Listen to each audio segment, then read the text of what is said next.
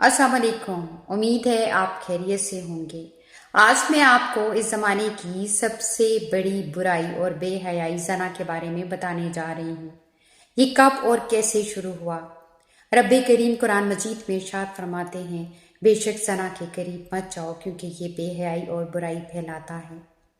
जब हज़रत आदम और हव्वा जन्नत में सुकून से रहा करते थे तो तब रब्बे करीम ने उन्हें शजरे ममनुआ का फल खाने से मना किया था, लेकिन वो शैतान के बहकावे में आकर उन्होंने शजरे ममनुआ का फल खा लिया, जिसकी पालाश में उन्हें ज़मीन पर भेज दिया गया। एक रवायत में बयान किया जाता है कि हज़रत हव्वा के 20 हमल ठहरे, जिसमें 40 बच्चे पैदा हुए। एक हमल में 2 बच्चे पैदा होते थे, जो कि लड़का और लड़की होते थे, और शरीयत कवानीन के मुताबिक वो लड़का और लड़की आपस में बहन भाई होते थे, यानी एक हमल के नतीजे में पैदा होने वाले बच्चे बहन भाई कहलाते थे। जब वो बच्चे बड़े होने लगे और उनकी शादियों का वक्त आया तो एक हमल में पैदा होने वाले लड़के की शादी दूसरी हमल में पैदा होने वाली लड़की से कर दी जाती, और दूसरी हमल में पैदा होने वाले लड़के की शादी पहली हमल में पैदा होने वाली लड़की से तय कर दी जाती।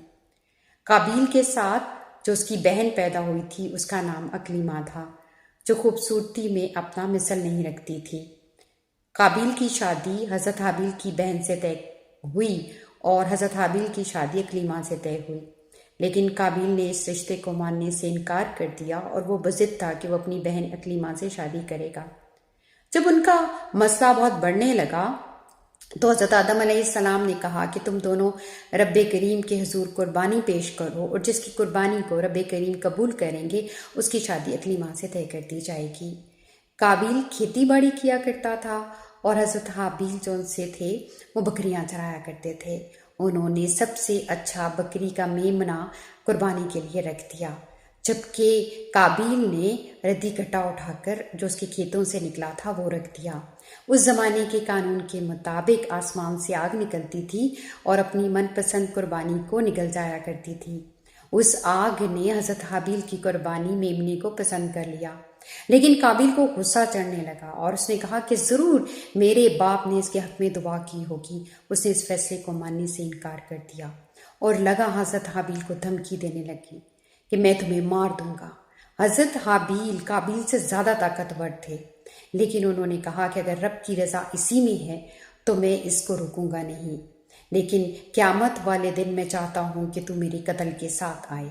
उसका गुस्सा वक्त के साथ साथ बढ़ता चला गया और एक दिन उसने भारी पत्थर उठाकर हज़रत हाबिल के सर पर दे मारा। हज़रत हाबिल की वहीं पर वफ़ात हो गई। अब काबिल का गुस्सा उतर चुका था, उसे बहुत नदामत होने लगी। उसने हज़रत हाबिल की लाश को कंधे पर उठाया और इधर उधर कई रोज़ तक वादियों में फिरता रहा। उसे समझ नहीं आ रही थी कि वो अपने गुनाह को किस तरह से छुपाए। तब रब के हुक्म से 2 कौवे भेजे गए। उन 2 कौवों ने आपस में लड़ाई शुरू कर दी और एक कौवे ने दूसरे कौवे को कत्ल कर दिया, और उसके बाद उसने ज़मीन खोद कर उसे दफना दिया।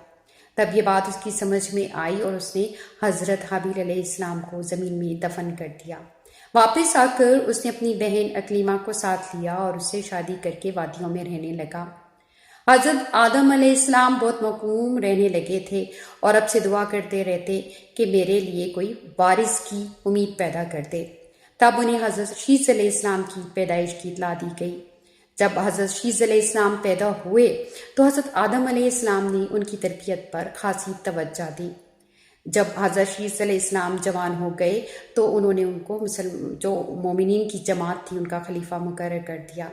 हज़रत आदम अलैहिस्सलाम की मौत का वक्त जब करीब आने लगा तो वो उनको इस मज़हब के मुताबिक उनको ख़ास हदायत देने लगे, और जब उनकी वफ़ात हो गई तो 2 मुबारक फरिश्ते ज़मीन पर उतरे और उन्होंने उनको दफन करने के फ़राइज़ जो उनसे समझाए, और हज़रत शीस अलैहिस्सलाम ने बताए गए कानून के तरीके के मुताबिक हज़रत आदम अलैहिस्सलाम को ज़मीन में दफना दिया। कुछ अरसे के बाद हज़रत हव्वा अलैहिस्सलाम का भी इंतकाल हो गया। अब हज़रत शीस अलैहिस्सलाम अपनी कौम के साथ पहाड़ों पर रहने लगे, जबकि काबिल और उसकी जो कौम थी वो वादियों में रहने लगी। तब शैतान एक मुलाजिम का रूप धार कर वहाँ पर आया और उजरत पर काम करने लगा।